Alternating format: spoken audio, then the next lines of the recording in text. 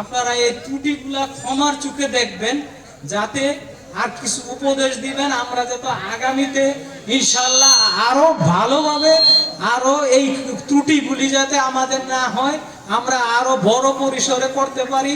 সবাই আমাদের জন্য দোয়া করবেন। আর বিশেষ করে যারা এইগুলোর মধ্যে ছিল, এই যে আশিক, এই যে আমাদের সিদ্দিক, আমাদের এই যুবক এরা, তারা অনেক পরিশ্রম করছে, তাদের জন্য দোয়া করবেন যাতে নেক্সট আগামীতে ইনশাআল্লাহ আরো বড় পরিসরে করতে পারি, আরো এই সমস্ত ত্রুটি না থাকে।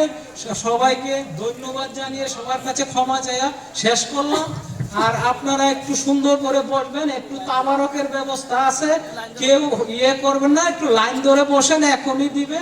তারপরে আমরা একটু ছোট্ট করে হুজুর থেকে মোনাজাত চাই, ওনার তরফ থেকে মোনাজাত করে শেষ হবে আর শুরু হবে ইনশাআল্লাহ। আসসালামু আলাইকুম। করে আল্লাহ সুন্দরকে